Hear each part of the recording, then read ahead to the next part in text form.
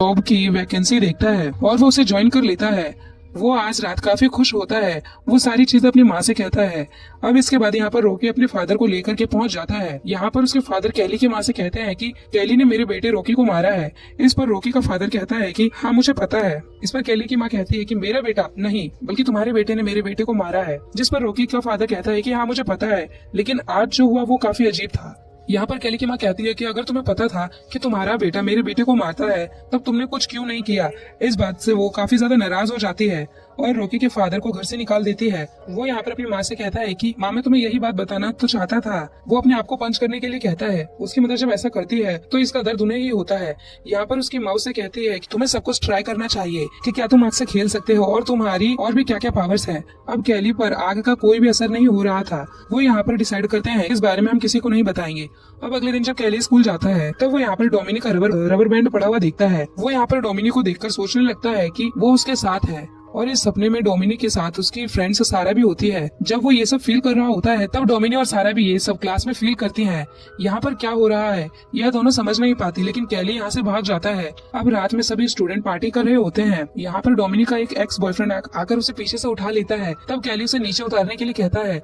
इस बात पर नेल्सन उससे कहता है कि तुम मेरा क्या बिगाड़ लोगे। अब यहाँ पर नेल्सन कैली को मारने वाला होता है, लेकिन यहाँ पर गस पहुंच जाता है और उन्हें रोक लेता है। यहाँ पर गस कैली से कहता है कि तुम्हारे साथ जो भी चल रहा है मैं इस बारे में पता लगा लूंगा। अब पार्टी खत्म हो जाती है और कैली साइकिल पर अपने घर जा रहा होता है। अब यहाँ पर नेल्सन और उसके फ्रेंड्स भी उसे देख लेते हैं और वो उसे हर्ट करने की पूरी कोशिश करते हैं। अब यहाँ पर कैली अपना बैलेंस खो देता है और वो गाड़ी के नीचे आ जाता है। अब इसके अपोजिट इफेक्ट के चलते जो गाड़ी चला रहा था उसकी तुरंत मौत हो जाती है। यहाँ पर कैली को भी काफी चोटें लग जाती हैं। अब यहाँ पर डोमिनी और उसकी फ्रेंड्स भी पहुंच जाती हैं। अब यहाँ पर कैली डोमिनी को सब कुछ सच बता देता है। अब इसके बाद यहाँ पर पुलिस पहुंच जाती है और कैली की माँ भी। और यहाँ पर जिस लड़की की डेथ हुई थी पुलिस उनसे पता करती है कि आखिर क्या हुआ है। वो यहाँ पर कैली पर इल्जाम लगाते हैं कि कैली बीच सड़क पर साइकिल चला रहा था और वो हमारा एक्सीडेंट करने की कोशिश कर रहा था। ऑफिसर इस बात को नहीं मानता और इसके बाद वो कैली के पास आता है। वो यहाँ पर उन्हें सारी बात बता देता है और पुलिस वालों को इसकी बात पर यकीन नहीं होता। अब क्योंकि वो सिर्फ एक एक्सीडेंट था इसलिए इस केस को बंद कर दिया जाता है। दूसरी तरफ हमें रेडल को दिखाया जाता है जो कि फ्लूगर की कब्र के पास आता है और यहाँ पर जो पौधे पड़े हुए थे उन पर रेडल जादू कर देता है। दूसरी तरफ स्कूल में वो सभी लड़के कैली पर नजर रख रहे थे क्योंकि यहाँ पर नेल्सन अपने फ्रेंड्स की मौत का बदला लेना चाहता था। अब यहाँ पर कैली और डोमिनी एक साथ बैठे होते हैं। यहाँ पर डोमिनी उससे कहती है कि एक नई मूवी आई है, क्योंकि यहाँ पर डोमिनी सोचती है कि शायद कैली उससे डेट के लिए पूछेगा। यहाँ पर कैली पहले तो बात समझ नहीं पाता, लेकिन लास्ट में वो उससे डेट के लिए पूछ लेता है और यहाँ पर डोमिनी भी हाँ कर देती है। कैली जहाँ पर काम करता है वहाँ पर रेडल उससे मिलने के लिए पहुँचता है। वो कैली से कहता है कि क्या तुम फ्लूगर को जानते हो, और यहाँ पर कैली उससे सब कुछ सच बता देता है और यहाँ पर रेडल समझ जाता है कि कैली के अंदर फ्लूगर की पावर आ चुकी है।